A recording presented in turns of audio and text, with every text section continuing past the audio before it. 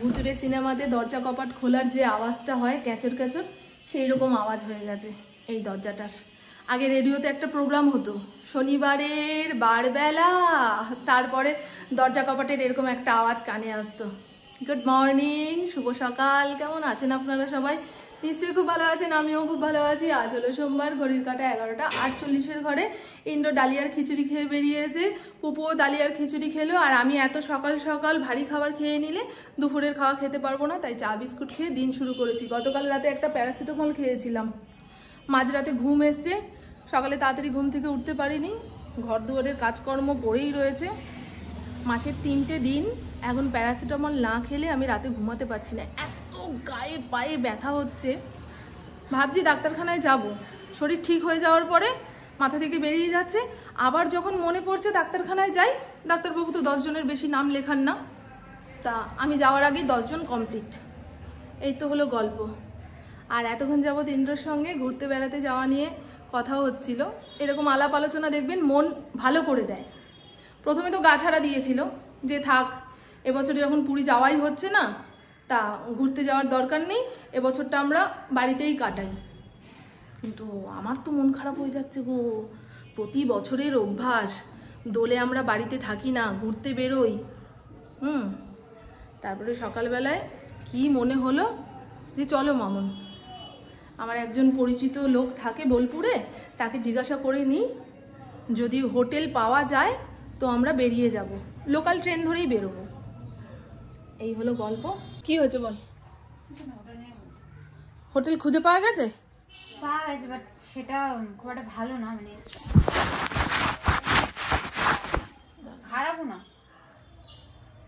ভালোও না খারাপও না, মানে চলনসই, তাই তো? হ্যাঁ, মানে ওই আর কি। আমরা যে শান্তিনিকেতনে যাব, অনেক কষ্টসাধ্য করে হোটেলের খোঁজ পাওয়া গেছে। আর যদি হোমস্টেতে থাকতে যাও, মানে যেরকম হয় আর কি প্রপার্টির মতন, সেগুলো কিন্তু ওই ডেটে ফাঁকা নেই। তাহলে তোমাকে প্রেশার কুকারে ডালিয়ার খিচুড়ি বসিয়েছিলাম, তা খিচুড়ির মধ্যে 1 চামচ বাটার দিয়েছি, তাও কেমন উপচে পড়েছে।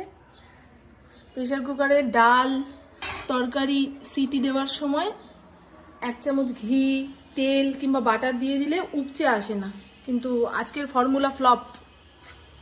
ডালের বড়া দিয়ে একটা তরকারি করব, অর্ধেক লাউ রয়েছে, লাউটা ঘন্ট করব। কাঁচকলা বেশি দিন ঘরে ফেলে রাখলে টক টক হয়ে যায়, বুঝেছেন? কেমন হলদেটে ভাব চলে এসছে, এরপরে আর খাওয়া যাবে না। আমার কথা ডায়লগ আটকে যাচ্ছে। সমুদ্রের পাড়ে হাঁটার জন্য একখানা শতরঙ্গি জামা অর্ডার দিয়েছিলাম, কিন্তু এখন সমুদ্রে যাওয়া হচ্ছে না, যেখানেই যাই সেখানেই এটা পরে হাঁটবো। কালারফুল দেখাচ্ছি, দাঁড়ান। বাবা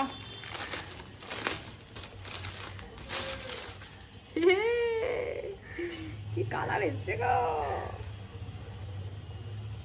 আমি এত কালারিং জামা কাপড় এখন আর পরি না, এখন হালকা কালারের জামা কাপড় মনে হয় আমাকে বেশি মানাচ্ছে। কি মরেছে, এই দেখ কালারটা ভালো ভালো বন্ধু। লাউটাকে লবণ দিয়ে ভাপিয়ে নিয়েছি, ভাপিয়ে নিলে লাউয়ের তরকারি তাড়াতাড়ি রান্না হয়ে যায়, নাহলে জল বেরিয়ে। ফ্রিজে ছিল সজনে ডাঁটা, চোকলা ছাড়িয়ে একটা বক্সে ভরে রেখে দিয়েছিলাম, দেখুন কতদিন যাবত তাজা রয়েছে। ওই ডালটা বেটে নিই।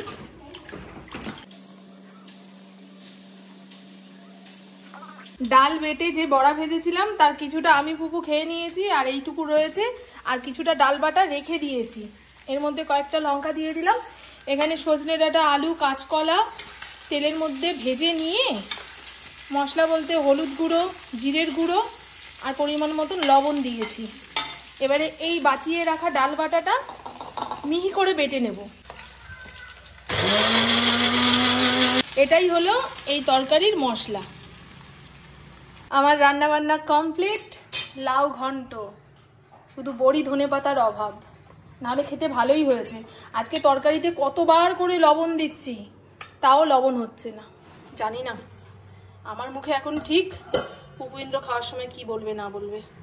ওদের মুখে হয়তো একটু লবণ বেশি লাগতেই পারে, এক এক সময় এরকম হয় জানেন। লবণ দিয়েছি কিনা মনে থাকে না, কিংবা লবণ দেওয়ার পরেও লবণ হতে চায় না। অ্যামাজন থেকে যে কুর্তিটা এসছে গায়ে একটু টাইট, তাই এক সাইজ বড় অর্ডার দিলাম। সকালবেলা খাওয়া হয়েছে, সরাসনি। আমার অ্যাকোরিয়ামের জলটা পুরো ডোবা পুকুরের মতন হয়ে গেছে, ঘোলাটে। আজকে পরিষ্কার করব, জল পাল্টে নতুন জল দেব। মর্নিং, আজ হলো নেক্সট ডে। গতকাল দুপুরে খাওয়া দাওয়া করার পরে আর ক্যামেরা অন করে আপনাদের হাই বাই কিছু বলতে ইচ্ছা করলো না। বিকেলের পরে মনটা ঘরে বসে এত খারাপ লাগছিল, বাইরে যে বেরোবো শরীরে সেই শক্তি নেই, ব্যথা বেশি এত কাবু হয়ে গেছিলাম। তবে আজ সকাল থেকে শরীরটা ঠিক রয়েছে। বিকেলের দিকে পুপুকে নিয়ে যাব চশমার দোকানে, ও চশমার কাজটা ঘষে গেছে, 2-3 দিনের মধ্যে ঠিক করে দিতে পারলে খুব ভালো হয়। আর আমরা এবছর তো পুরী যাচ্ছি না, তার বদলে যাব শান্তিনিকেতন। পুপুর বয়স যখন 5-7 বছর ছিল তখন একবার শান্তিনিকেতনে গেছি, কিন্তু সেই টাইমে চতুর্দিক ভালো করে ঘুরতে পারিনি। ওই সোনাঝুরির হাট যেটাকে বলে সেটা তো দেখিনি।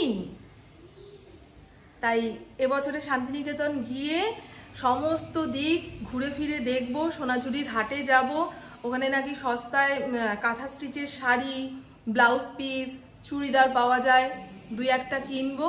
এই সমস্ত ভেবে মনটা ভীষণ ভালো রয়েছে। আর শান্তিনিকেতন মানেই দোলের দিন মেয়েরা পরবে শাড়ি আর ছেলেরা পরবে পাঞ্জাবি। এখন আমাকে ভালো শাড়ি খুঁজে রাখতে হবে, কারণ শাড়ি পরার অভ্যাস চলে গেছে বললেই চলে। হালকা ফুলকা শাড়ি না হলে আমি হাঁটাচলা করতে পারবো না। আর হালকা ফুলকা ভারী যে কোনো ধরনের শাড়ি আমি পরি না কেন, পায়ের মাঝখানে জড়িয়ে যায়, আমি হুড়ুম দুরুম করে হাঁটতে পারি না। তবুও যে জায়গায় যেটা মানায় আর কি। এই যে আমার কমেন্ট বক্সে অনেকেই কমেন্ট করেছেন যে 1 মাস আগেই আপনারা পুরীতে হোটেল বুক করে রেখেছেন বলে হোটেল পেয়েছেন, কিন্তু আমাদের তো এবছরে কেমন গন্ডগোল হয়ে গেল সবকিছু। সে যাই হোক, এদিক নয় সেদিক ঘুরতে তো যাচ্ছি, ব্যাস। আর শাড়ি খুঁজবো, এটাই হচ্ছে এখন আসল কাজ।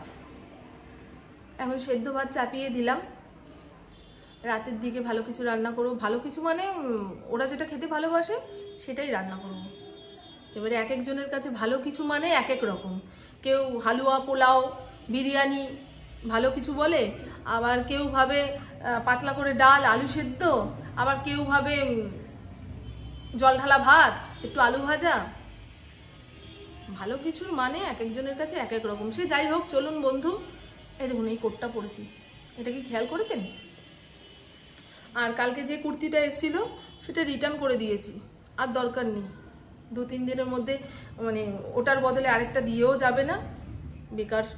বাড়ি থেকে বেরিয়ে যাওয়ার পরে যদি ফোন আসে, ম্যাডাম আমি গেটের সামনে দাঁড়িয়ে আছি, আপনার পার্সেলটা নিন, ওতে আমার ছটপটানি বেড়ে যায়।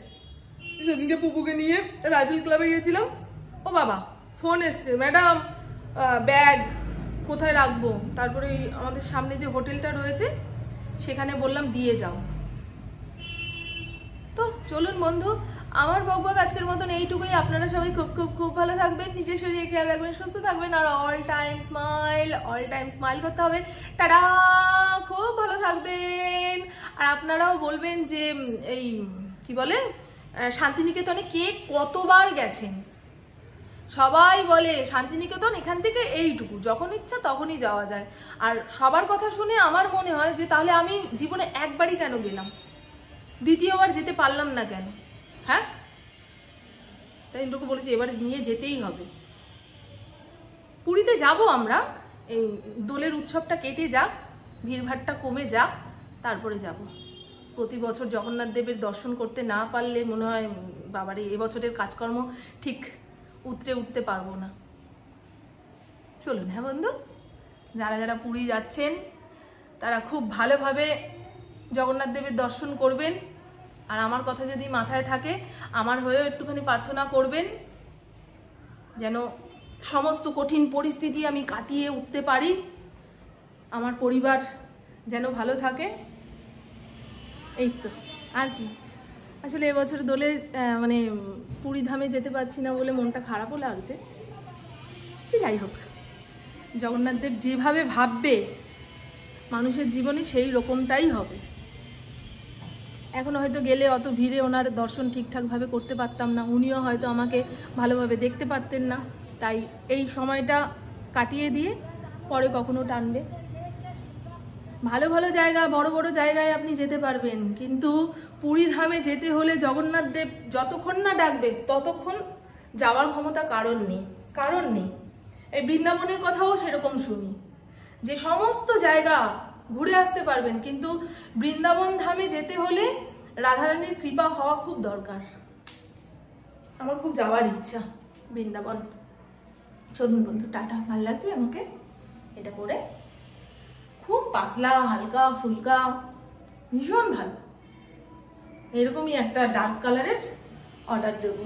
আর ওইটা ফেরত দিয়ে দিয়েছি, গোলাপিটা। আপনারা অনেকেই বলেছেন যে কালোটার থেকে গোলাপিটা বেশি ভালো, মানে ছাপাটা। আমারও ভালো লেগেছিল, কিন্তু চেহারাটা এত ফুলিয়ে ফেলেছি না, মানে কোনো জামা কাপড় আর ঠিকঠাক সেট হচ্ছে না। ব্যবস্থা করতে হবে, না খেয়ে কমাতে পারবো না। কি বলুন তো, ওই প্রত্যেক দিন সন্ধ্যেবেলায় হাঁটতে বেরোতে হবে, 45 মিনিট 1 ঘন্টা ঘাম ঝরিয়ে হাঁটলেই মোটামুটি এই যে এই থুতনি ফুতনি কমে যাবে, বডির মাংস একটু কমবে, তাহলে আগের জামা সেট হবে। কি করছো মা? জিনিস বলবো কেন? বলবে কেন?